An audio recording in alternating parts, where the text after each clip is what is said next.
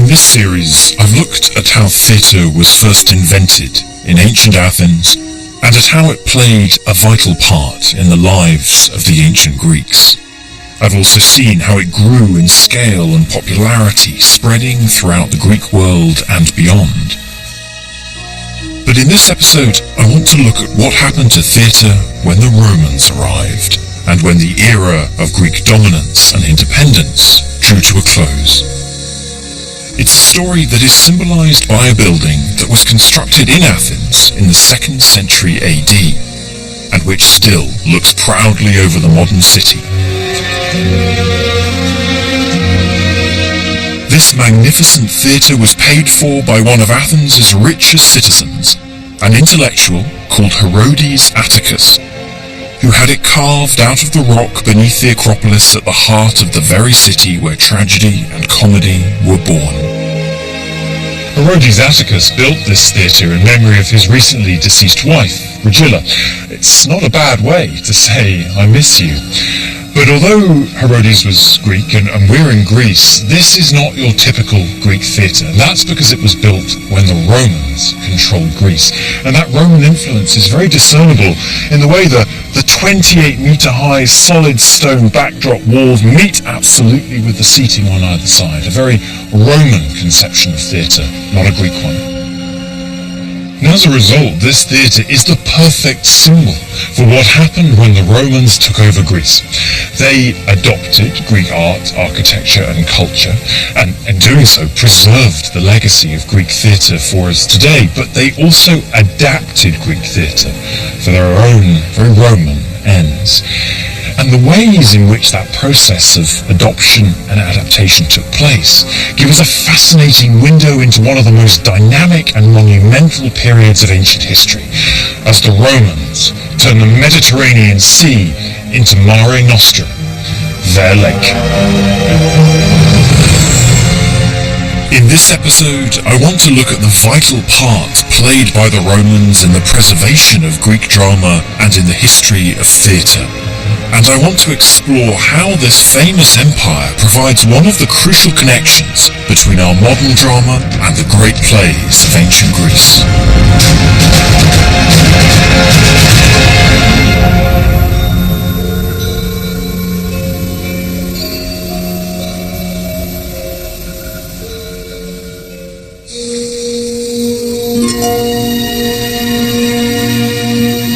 Drama, as we know it, was invented in Athens in the 6th century BC. At the very same time, Athens created the world's first democracy, one man, one vote, and the two came together in an explosive mixture. Year after year in the theatre of Dionysus in Athens, the city put on tragic drama and comedy for an audience of citizens. Plays like Oedipus the King, the Persians, Antigone, and the Bacchae told savage stories of murder, violence, and incest drawn from myth and legend, while comedies like Birds and Lysistrata mocked daily life in Athens through bawdy humour, absurd fantasy, and political satire. All of these plays were more than just stories. They unlocked issues of justice and loyalty, war and peace, vengeance and compassion, all issues the audience had to think about as active citizens in a democracy. For a century, theatre and democracy had helped to bring Athens to a peak of political and cultural dominance. But after 400 BC, defeat in war destroyed the city's power and independence. Democracy slowly gave way to autocratic kings like Alexander the Great. But despite this, theatre continued to prosper, spreading far and wide across the Greek world and throughout the empire built by Alexander. I'm on my way to a remote valley in Epirus in northwestern Greece to look at the part theatre played in this bigger, more autocratic world. For the classical Greeks, this was a harsh and inhospitable place at the northwestern frontiers of the Greek world. Thucydides went as far as to say that the people from here were barbarians. And yet at the same time, Aristotle claimed that the Hellenes, the Greeks, originated from this part of the world. In many ways, it was that curious ambiguity that was this place's main attraction.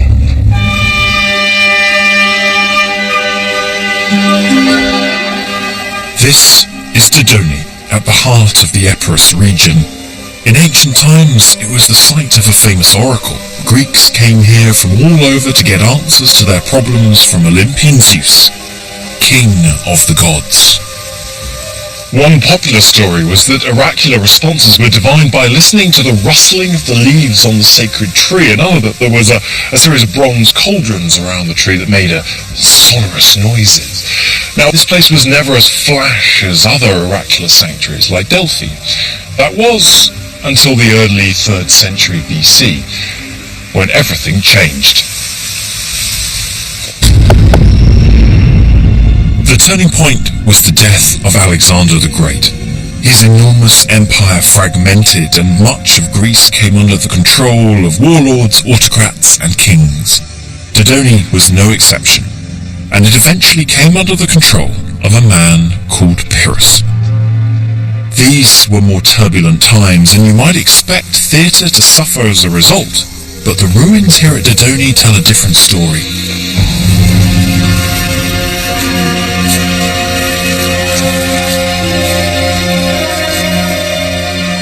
This spectacular theatre could hold at least 20,000 spectators. It was part of a huge building program instigated by Pyrrhus and was the centerpiece of a grand new annual festival. Pyrrhus was a classic warlord from the time following that of Alexander the Great, to whom he was related.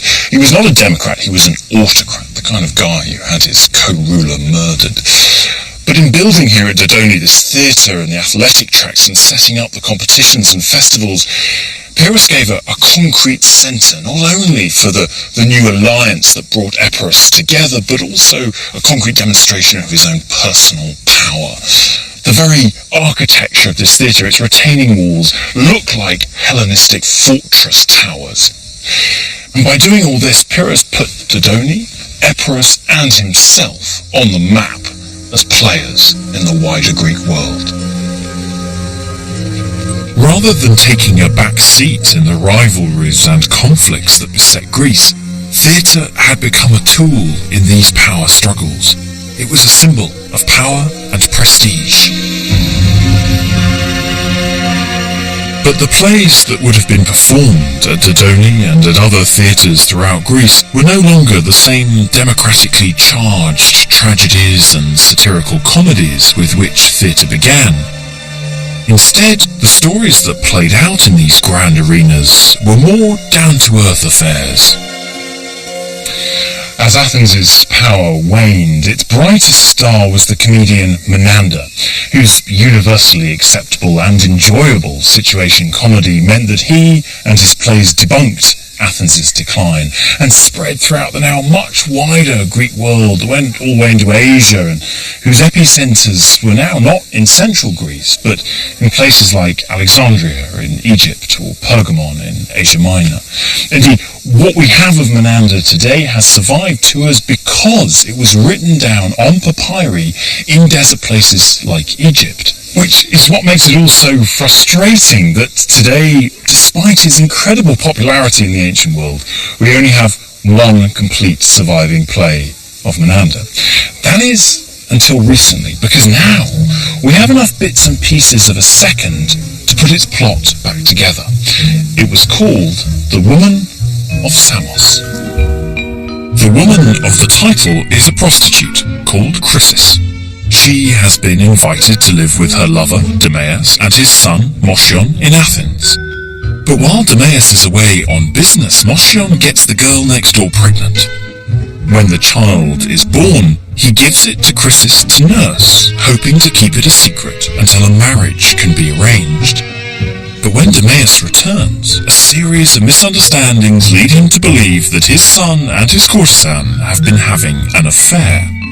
Comedy and carnage ensue, but eventually the play ends well with Motion's wedding and the reconciliation of Demeas and Chrysis.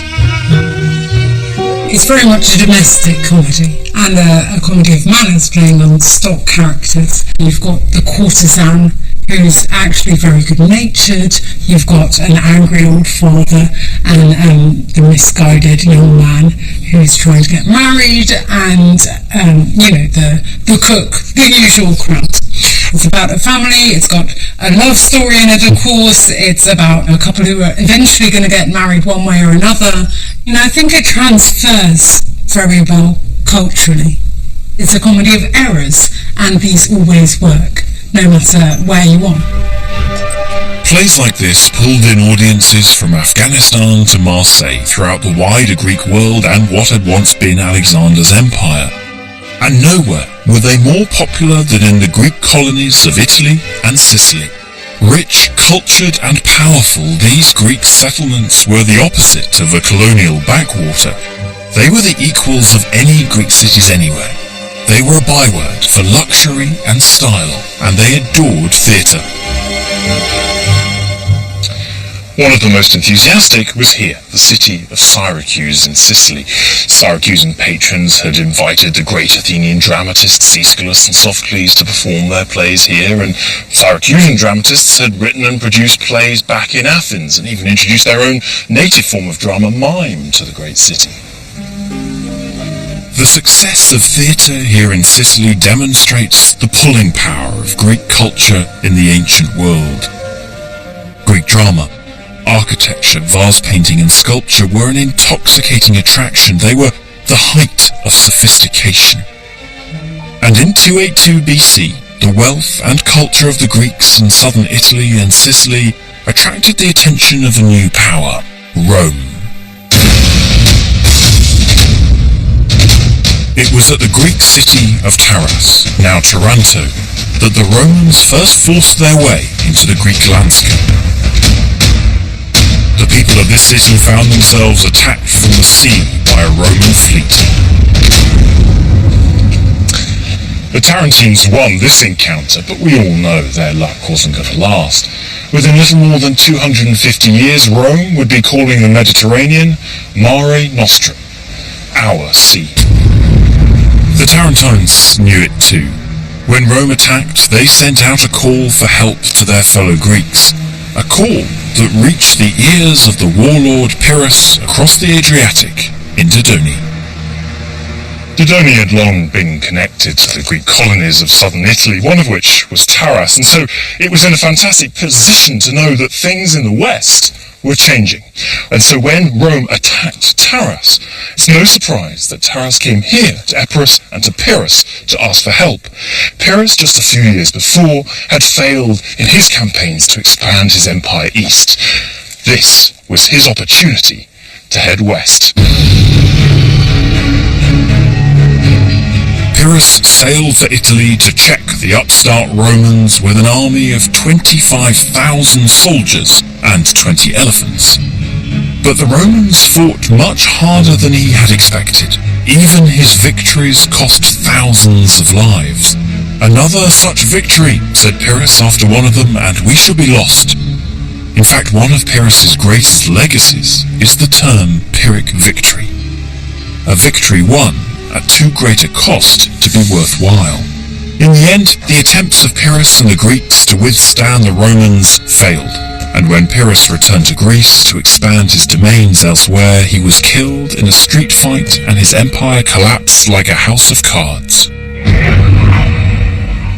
When news of Pyrrhus's death reached Taras in 272, the death of a commander Hannibal thought second only to Alexander the Great, the city capitulated. And it was the beginning of the end. By the end of the century, most of the Greek cities of Italy and Sicily were under Roman control. And when the Romans took Taras, they didn't just take its buildings, they took its people.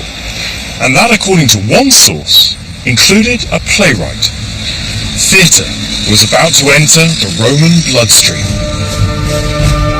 And it did so as part of a wider Roman desire for all things Greek.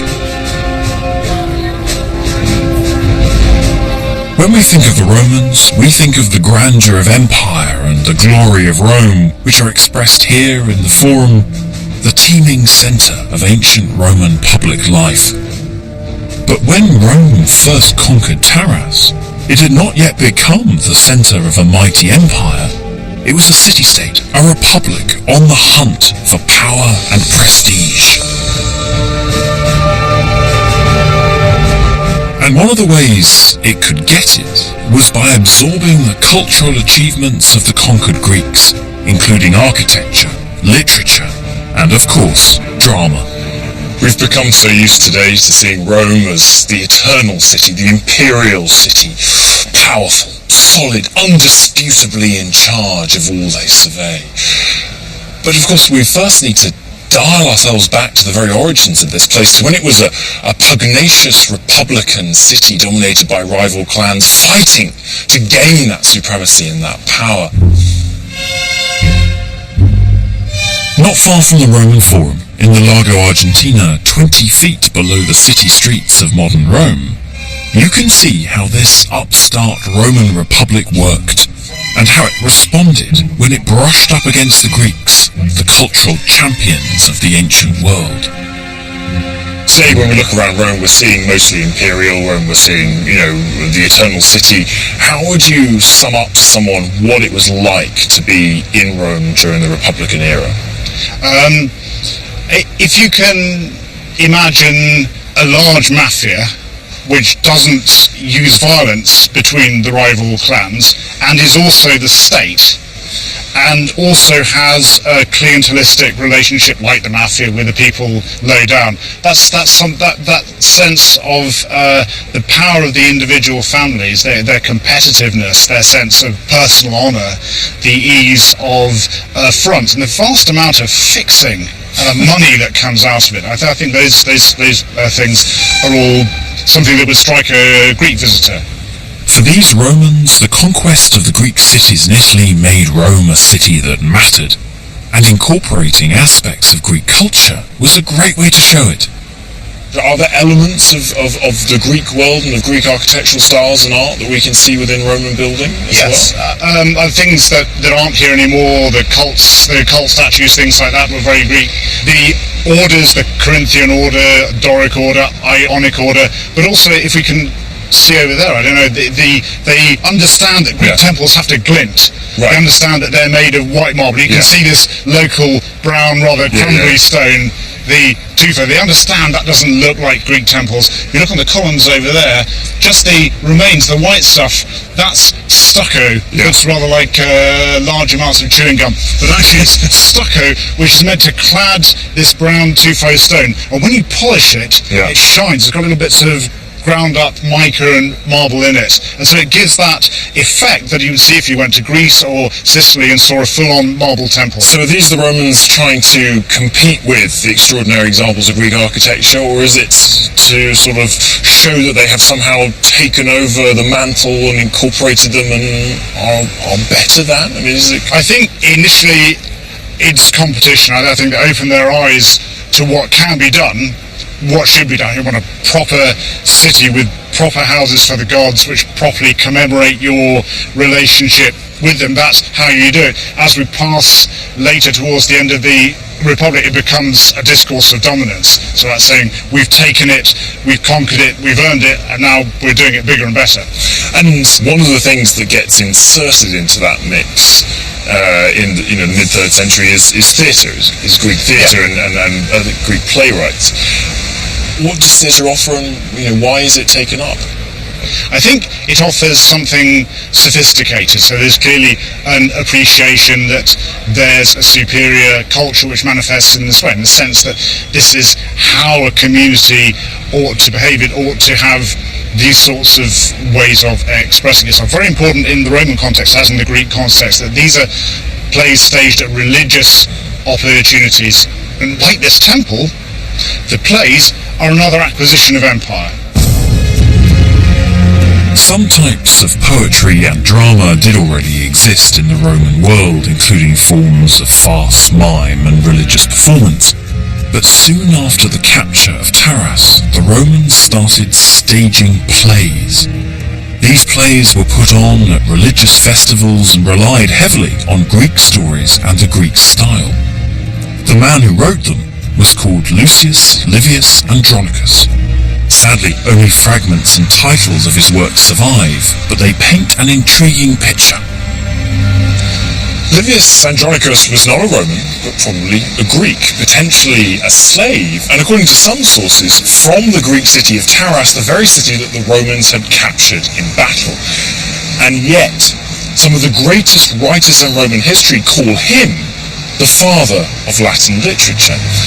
He began, it was said, by translating Greek texts into Latin for use in schools, and his own tragedies had the names Achilles, Ajax, the Trojan horse, and as the Roman poet Horace put it 2 centuries later, captured Greece, captured her uncouth conqueror, and brought the arts to rustic Latin. But it was never going to be such a straightforward story of Roman indebtedness to Greece. Livius Andronicus marks the very beginning of Roman engagement with Greece and Greek literature, and the key thing is that his plays are in Latin. Unlike other Mediterranean communities, the Romans didn't just import Greek theatre whole.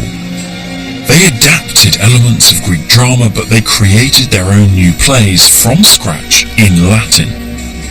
Sadly, very little of what was written has survived, and what has is comedy. The first author whose plays survive to us in full is an ex-stagehand from Umbria called Plautus. Now, all his comedies are based on the Greek model, that of Menander. In 1968, a papyrus was found with a play of Menander on one side and a play of Plautus directly opposite. And all of Plautus's plays are set in Greece, usually in Athens, and there's lots of Greek borrowings into the Latin, but all of this is not because Plautus thought the Greeks and Greece were wonderful. It's because he thought they were funny. Plautus's comedy is full of ridicule for Greece. His plays are lewd and bawdy, and comedies like The Ghost show stupid Greek citizens being outwitted by their scheming slaves. In Plautus's play, The Ghost, Philolaches is a no-good son who's having fun while his dad is away, and their slave Tranio is helping out, but when the dad suddenly returns, Philolaches panics, and it's up to Tranio to save the day. With his father out of town, Philolaches does what any young man would do and throws a house party. He has also borrowed money to free his favourite slave girl. The drinking is in full flow when his father returns, but Tranio moves fast. He locks the revellers in the house and tells Philolaches' father that the house is haunted. Through his quick thinking, he buys enough time for the revellers to escape and for the money Philolaches owes to be repaid. Now, that's a pretty similar plot to Menander's Woman of Samos, for example. Somebody leaves, things happen in their absence, and chaos ensues when they return. But what's different here is that it's now the Greeks who are the fools. It's the slave who saves the day. Plautus has completely turned the tables about who has the last laugh. The fact that the Romans were watching plays about Greeks and were laughing at Greeks has given scholars an interesting insight into both the ambitions and boundaries of Roman society. You have a situation where you have ostensibly Greek characters living in Athens, expressing the ambition to Greek it up or live like Greeks. And one of the things that is reflecting is the Roman obsession with Greek luxury as a form of wish fulfillment. So it reflects the way that Roman society is becoming more Greek and more luxurious. This is an idealized form of Hellenism. And it's also in some ways a very comic form of Hellenism that is about as Greek as, say, the version of Germany and France in Allo Allo is either French or German. But it's interesting, isn't it, what Greeks are not in Roman comedies. So Greeks are not so dynamic, macho, sort of heroic figures, are they? They're generally sort of foppish, aristocratic, sort of rather clueless figures. And there is obviously more general freedom allowed to the poet in the characterization if they're dealing with Greek characters, and you can have relationships that you don't have in Rome. You can have slaves doing things that would not be allowed in Rome. One of the things about comedy set in ancient Athens, Aristophanes, is that it pokes very bitter, very pointed fun at Athenians sitting in the audience. Could the Romans laugh at themselves in the same way that we understand the Greeks to have been laughing at themselves. You do get references to Romans in Roman comedy. So, for example, there's a line where a character is said to be smellier than a group of Roman rowers. So, yeah, I mean, you do get this mockery of Romans, but it's always displaced into the mouths of non-Romans, mocking Romans for being barbarians. And as the Romans took over the domestic form of comedy, there is no direct political jokes as we have in Greek ode comedy, where politicians are more or less directly named and portrayed. One of Plautus's great contemporaries and predecessors, Naevius, actually ended up getting banged up in prison under a libel law. Right. Specifically for having made jokes at the family of the Metelli, and therefore the type of humour about families or individuals that Aristophanes was able to indulge in is very much impossible for a comic writer such as Plautus. Mocking political leaders on the stage had been fine in Athens because it was a way of keeping the democracy in check. But Rome was ruled by powerful aristocrats, and mocking them would have been a difficult and dangerous game. For the authorities in Rome, controlling the story was paramount, and this helped to give birth to a new kind of drama, a drama that is reflected in the spectacular monuments to Roman history that still litter the city. One of the most famous structures of this kind comes from the time of the Roman Empire. It's called Trajan's Column. This is one of the most famous landmarks in Rome today, known because of the way it tells a visual historical narrative spiralling up the columns, that of Emperor Trajan's military campaigns.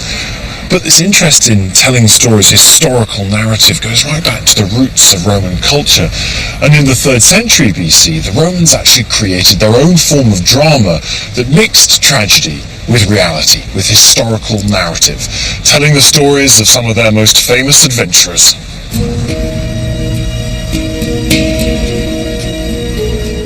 The Romans had adapted tragedy into what would become a new theatrical genre, the history play. And one such play commemorated a man who played an important role in the subjugation of Greece. In the 2nd century BC, the Romans set about conquering the Greek mainland, and in 168 BC, Lucius Aemilius Paulus won an epic victory. This spectacular 18th century painting shows him returning to Rome and showing off his Greek prisoners in a lavish triumph ceremony. But the commemorations didn't end there. As part of his victory triumph following the subjugation of the Greeks, Aemilius Paulus commissioned a historical narrative drama, and its title was Paulus, and it told the story of Paulus's triumphant campaign. He clearly agreed with the Roman maxim that virtue deserves praise. And was it any good? Well, the problem is we've only got 4 lines surviving. One describes, we think, the march of the Romans to Olympus. Another is a snatch of prayer before a battle. The third is a line about spears flying. And the fourth quotes an unlucky Roman calling for help. And that's it. We can tell that the author Pacuvius's Latin is both elegant and educated, but if his other plays are any guide, it's likely that this one ended not with a question for the audience to consider or a moral dilemma for them to wrestle with, but with a sense of a world restored from disorder. A triumph. This kind of play was very different from Greek tragedy, but the development of this new drama is one of Roman theatre's greatest legacies. Part of the problem in Greece, in Athens, when they're experimenting with tragedy at the beginning of the 5th century, is that actually these history plays can be a bit too close to the bone. So there's an example of a playwright who actually gets fined because of doing a tragedy on recent history and getting it wrong. He makes the audience feel terrible about how they didn't help out their allies, and they don't like it. So they fine it, and that play is never performed again. With the Romans, I think there's something slightly different going on with it. They really want to commemorate their victories, and actually by doing this culturally, This is part of conquest, that you're saying, look what we've done. We've got this is our genre, and we're celebrating our own victories through it. You have to think about the performances in the context of all the other performances that are going on. Triumphal processions, maybe gladiatorial spectacles, where you're literally bringing everything to Rome to show off about your conquest. And this is really an extension of that. By 150 BC, Roman theatre had come of age in the service of Rome's governing elite. It had its own political dynamic and purpose, and it included writers who have entered the canon of Western literature, writers like Plautus, and even more so, Terence. Terence is a classic case. He was a foreigner, brought to Rome as a slave from Carthage, Rome's deadliest enemy, and yet went on to become a famous writer of Roman comedy that were performed on temporary stages all over the city. The most famous is right behind me here on the Palatine in front of the Temple of Magna Mater. Now, Terence used Greek models for his comedies, but his Latin was so pure, so sophisticated that in later generations he became the textbook from which to learn the language. One person said he's good morals, good taste, good Latin, as Terence has. So this is no longer Roman comedy borrowing, begging, stealing Greek models.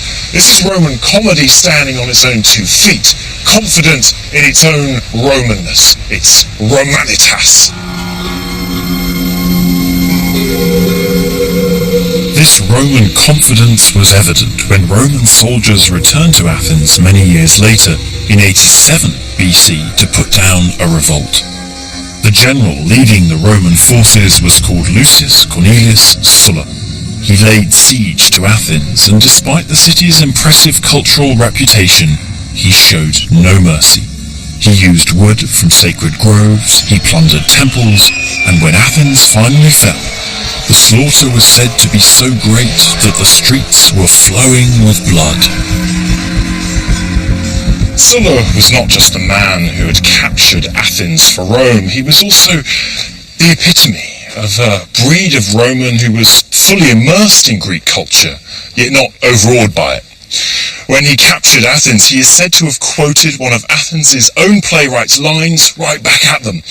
It was a line from Aristophanes' play The Frogs. First learn to row before you can steer.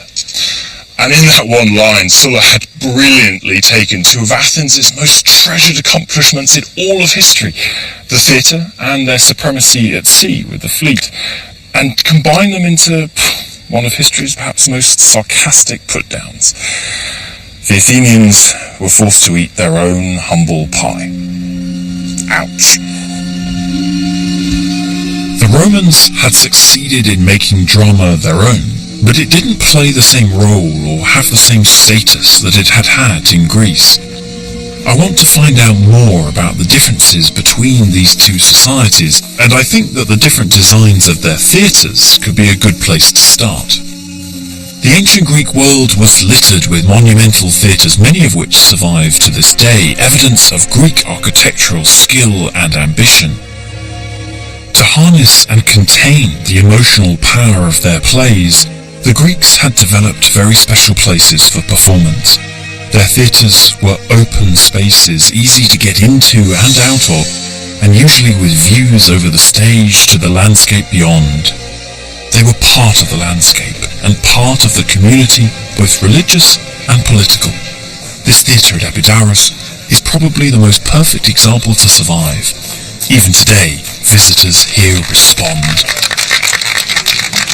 There's something I notice every time I come to this theatre, and that's whatever nationality, whatever language, whether you're a show-off or a recluse, everyone is drawn to the very centre of the stage.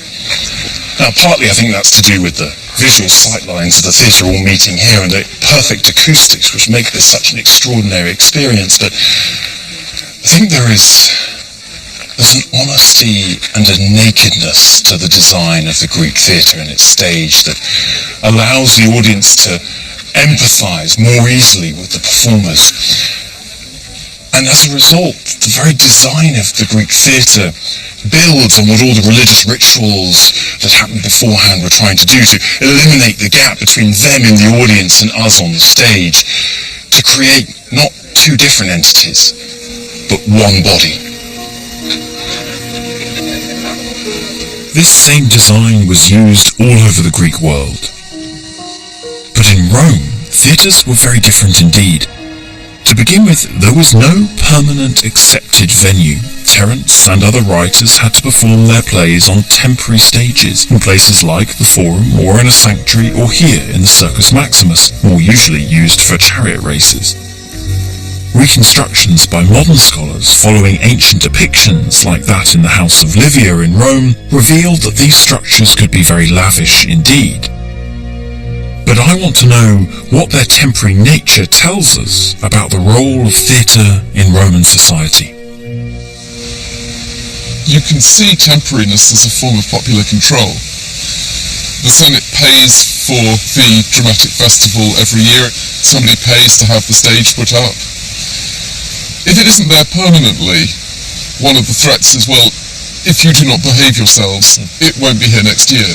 One other way in which you can measure the value of theatre, theatrical production in Rome, is to think about the status of actors.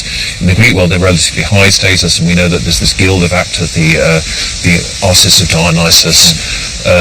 In the Roman world, they're infames, they're the lowest of the low. That's kind of basically what being an infamus means. Don't we also get these very strange arguments about the morally corrupting nature of sitting down at the theatre? What was the morally corrupt aspect of sitting down?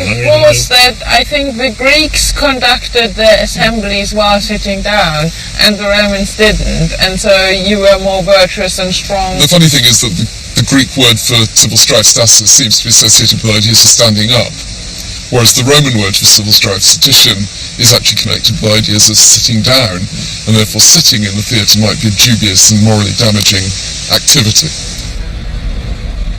Roman theatres reflect the aristocratic nature of Roman society, and unlike Greek theatres, which encourage the audience to explore their emotions, they betray a sense of social unease. Eventually, permanent theatres were constructed in Rome, but these too were different from the Greek style. As the Roman Republic grew, it fell into the hands of rival politician warlords, men like Sulla, the subjugator of Athens, and Pompey, Julius Caesar, and Augustus. And the competition between these men helped to drive the construction of permanent theatres in Rome. In 55 BC, while Julius Caesar was raiding in Britain, his rival Pompey the Great dedicated the first purpose-built theatre in Rome. It still exists, but as a ghost in the Roman street plan. So Ed, where are we now? We are in the heart of medieval Rome, and the great thing about medieval street plans is they exploit pre-existing structures, and they fossilise the previous urban texture. And where we are right now, we're in the Theatre of Pompey. So the curvature of this entire street here is following the line of the Theatre of Pompey? It's following the internal line of the Theatre of Pompey. So if you imagine the edge of the orchestra, this is the curve of the orchestra. So this is the stage, right? You'll be looking in here at the stage. The good thing about the height of this building is it allows you to imagine really well the height of the stage. It's enormous, highly sculpted, elaborate stage facade. And on this side, this is the beginning of the spectator seating. This is the curve of the seats, yes. So we would imagine from pretty much from where we are, the seats running up and up and up. But again, look at the size of that thing, the scale, the elevation. It gives you an idea of what a monster this thing was. It was a cauldron of sound and noise, atmosphere. Pompey's monster marked a new epoch for theatre. This reconstruction, based on the work of the architect Luigi Canina, reveals its scale and ambition. It could hold up to 40,000 spectators, even more than Greek theatres like Epidaurus, and it was a very different kind of building. It was completely enclosed.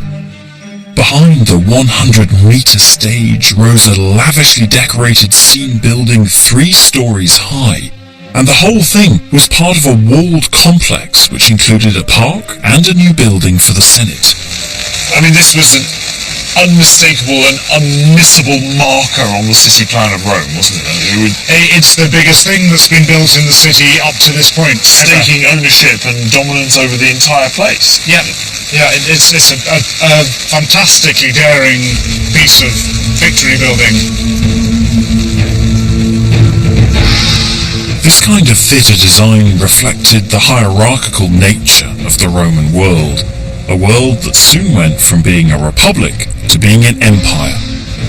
This theatre, the Theatre of Marcellus, was built by an emperor, the Emperor Augustus.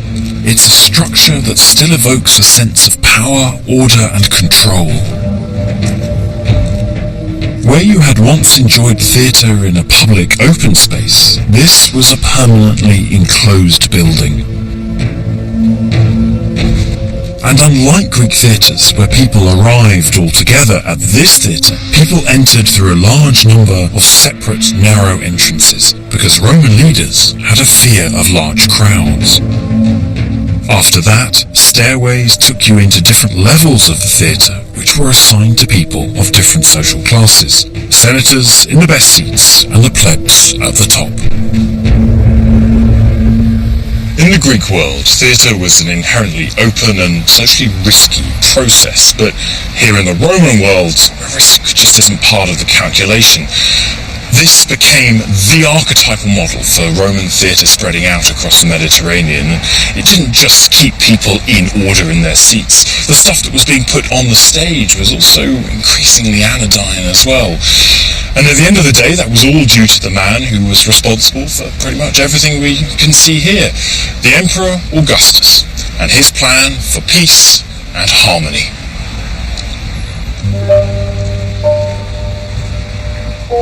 Augustus's reign as emperor marked the start of an unprecedented period of stability in Rome, and this ordered, harmonious climate would ultimately give birth to a new kind of drama.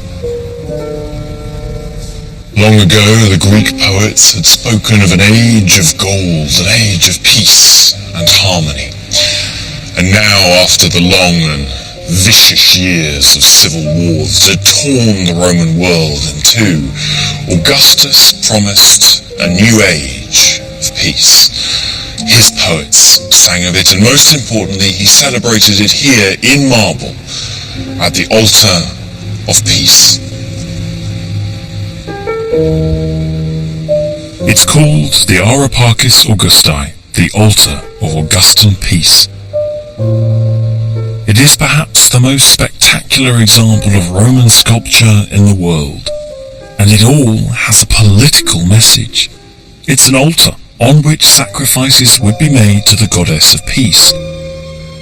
The garlands around it indicate the prosperity which will hopefully result.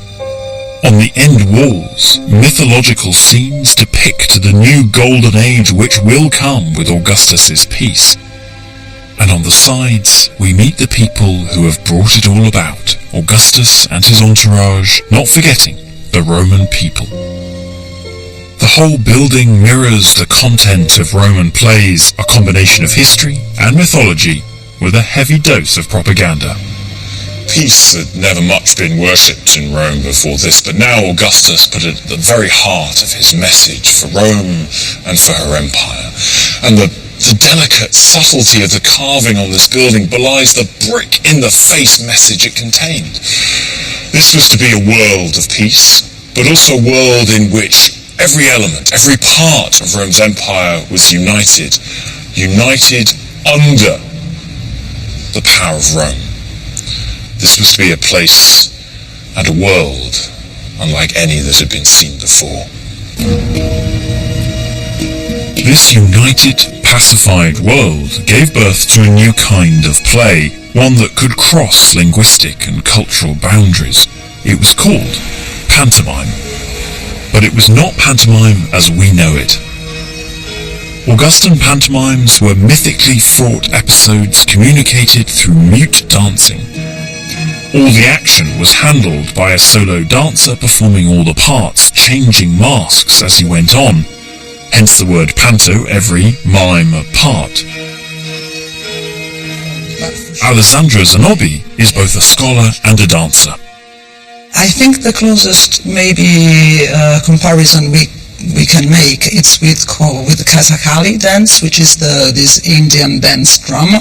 In a way, I think it's the thing which comes closest to ancient pantomime, even if the two traditions are so different, but this combination of story, words, gestures, movement, it's something so special that not even opera maybe could be compared. The story, there is a story sometimes, but the story is really inferred just from the movements. So we're talking about the dancer would be mute, so there would be a storyteller alongside. Is that right? Basically, the dancer was mute. He wore a mask, a beautiful mask with a closed mouth, and he would be backed by a choir or a singer, and who were singing the words of the story, and then a large orchestra usually used to accompany the dance. So you can imagine the impact must have been really powerful. It's quite a spectacle. Yeah, a big spectacle. So obviously, using gesture and dance, it makes pantomime a very universal medium. Yeah. To what extent really was it a universal medium, and to what extent was it so popular in Augustan Rome and beyond because it was a universal medium? Yes, I think that, this is a very good point. I mean, it was so popular, and I think that Augustus in a way supported it because it could cross linguistic boundaries and ethnic boundaries as well, and so it embodied in a way Augustus' ideology of a world pacified and united under his reign. Pantomime was something that could be enjoyed by everyone, and as a result it was a fantastic symbol for the Augustan cultural program. Uniformity for all. It's also a sign of a shift away from serious drama towards mass entertainment. In ancient Rome, theatre had always had to compete directly with other entertainment spectacles like gladiatorial combats. The playwright Terence complained that on one occasion half the audience left when they heard that a rope dancer was performing next door. Now, in the age of empire, lavish public entertainments were used to augment the power and status of the emperors, and the desire for this kind of spectacle increased.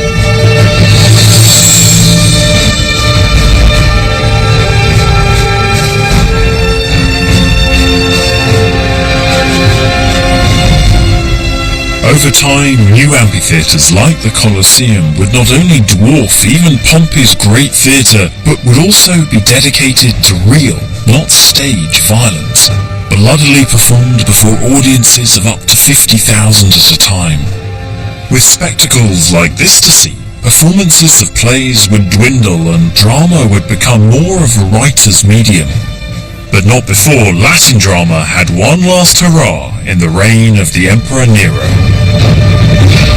Nero today is not remembered for many good things, but from our perspective, he was not only a Hellenophile, a man who'd visited Greece, competed in the Olympic Games, he was also a lover of the arts. Cultural life during his reign was thought to be extremely important and flourished.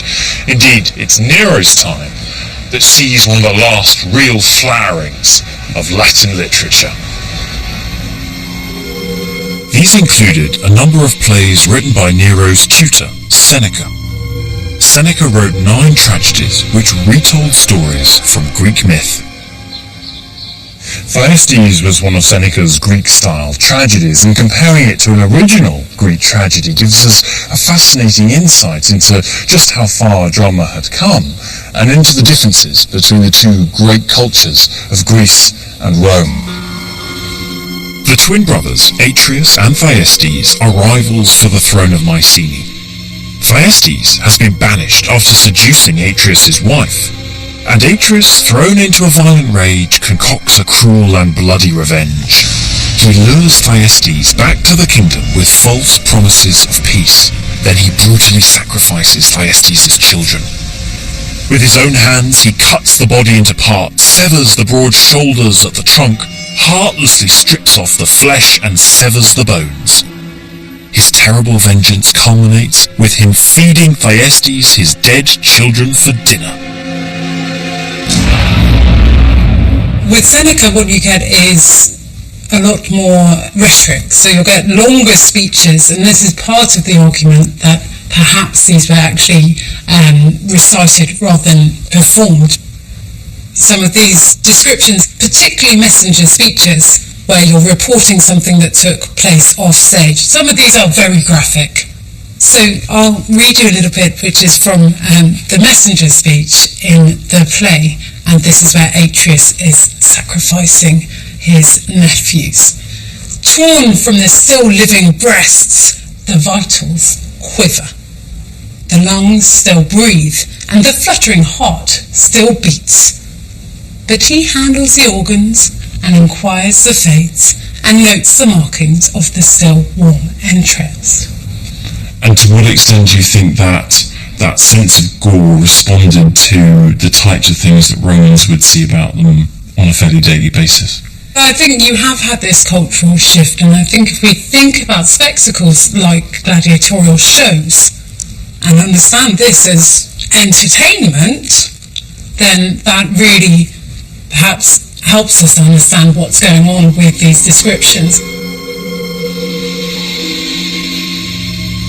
The plain fact of the matter is that however influential Seneca's plays may have been, they were probably rarely performed, and that meant their influence was confined to the written page. They'd lost that sense of mass participation and political dynamism that accompanied theatre back at its very inception. And that raises a fundamental question. In this brave new world, what happened to drama and theatre back in its birthplace, in Greece, in Athens, particularly now that power was held not in the hands of the many, but in the hands of one man?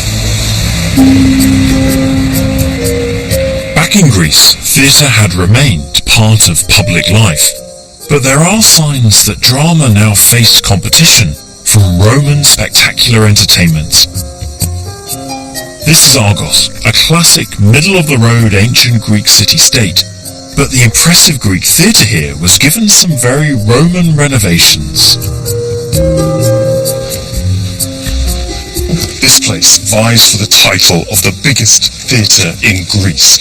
What we're seeing is not just the centre section. There would have actually been seats going all the way around to the sides, making this a space for 20,000 people. And it made it the kind of opportunity that the Romans were just never going to pass up on, and by God they didn't. But the best thing they did is over here.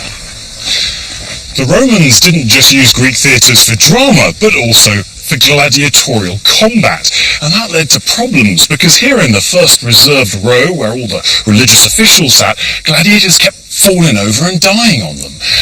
So the Romans came up with a solution, and here it is.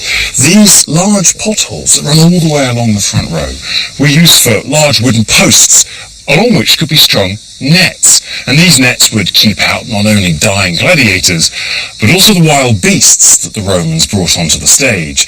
And if you've ever seen a bullfight, you'll know how necessary these nets are. Frankly, I think I'd prefer a seat a couple of rows back. Now, the man responsible for all of this was the Emperor Hadrian. And he came to Greece in the 120s and not only built an enormous aqueduct that was able to then bring water to this perpetually dry city, but as a result, he was able to build the massive baths behind me, and of course this theatre here as well. Now, Hadrian's family was Italian, but had been living in Spain for a long time, and yet he was a lover of all things Greek. He had a beard, he liked Greek philosophy, he had a Greek lover called Antinous, and it was here in this theatre that he established a cult in his honour.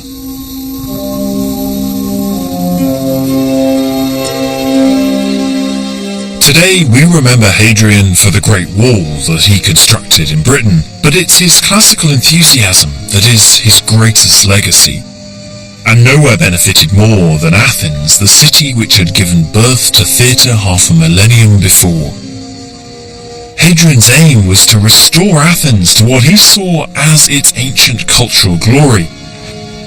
He even managed to finish their gigantic temple of Olympian Zeus started nearly 600 years before. Hadrian pulled out all the stops for Athens. That went from building temples like this to intervening in the olive oil trade to laying down the water pipe system that Athens in part still depends on today. Not for nothing was Hadrian given the title Graeculus, the Greekling.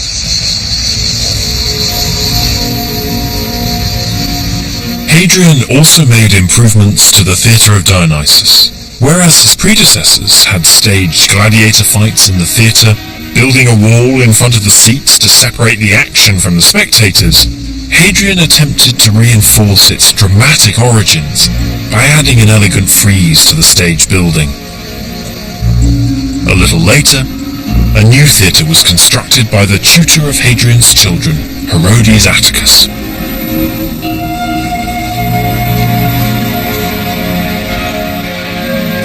Today, this theatre of Herodes Atticus is at the very epicentre of modern Greek drama in Athens. I last saw a performance of Shakespeare's Twelfth Night here in Greek. And plays put on this stage inherit a fascinating tradition that stretches back over 2,500 years. From the great tragedians, Aeschylus, Sophocles, Euripides, and the sparky comedy of Aristophanes and Menander, the plays still speak to the ongoing issues that occupy human society.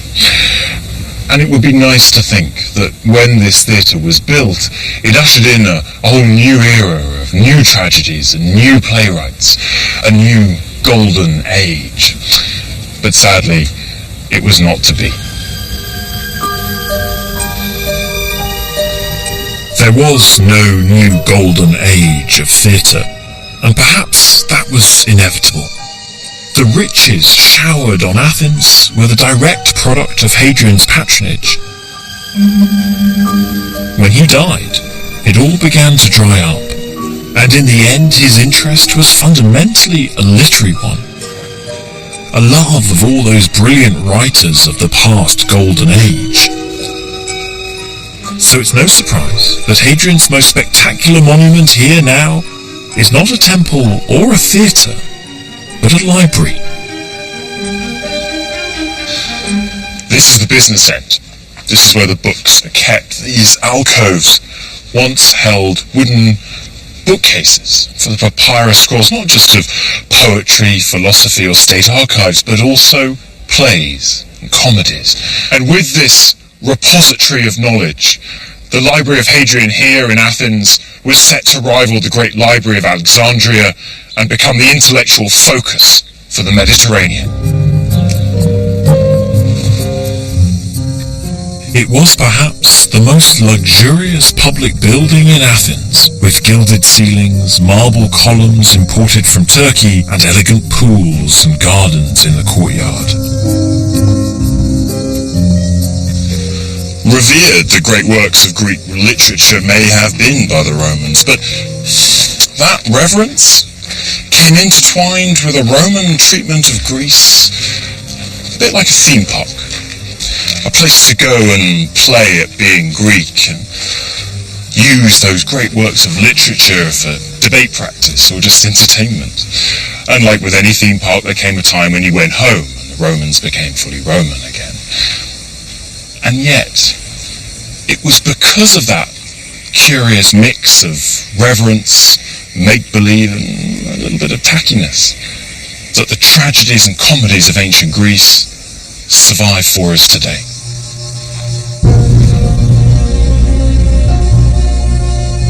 I'm returning to what has become my home from home, the British School at Athens. It's the nerve centre of British archaeology in Greece, and it was here I decided not just to study ancient Greece, but to make it into my career.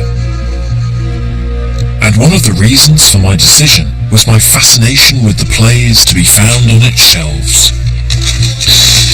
For more than 2 millennia, it's thanks to the innumerable anonymous hands writing on I don't know how many different types of paper in locations littered across the globe that we still have surviving in our hands today these plays, these extraordinary examples of human creativity. And yet, it's not until you take the words off the page and put them on the stage that you realise not only the incredible emotional impact and innovation that theatre represented in the ancient world, but also how crucial theatre was to the story of the Greek and Roman empires.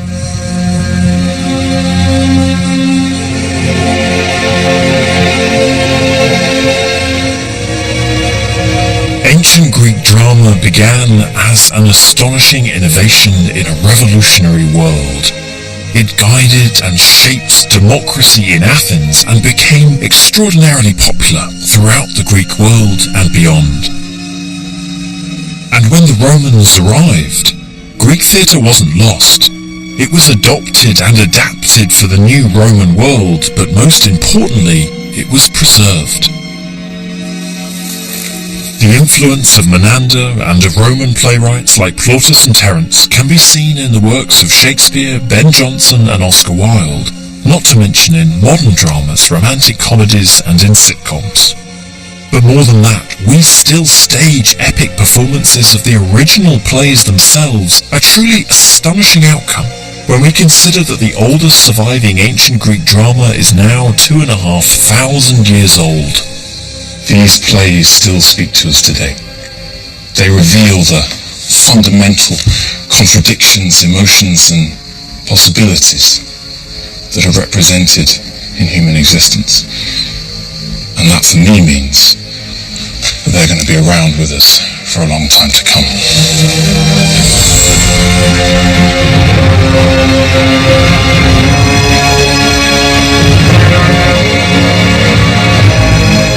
Join the Open University as we explore the connections between Greek theatre and modern-day democracy. Go to bbc.co.uk/ancient Greece and follow the links to the Open University's free learning website.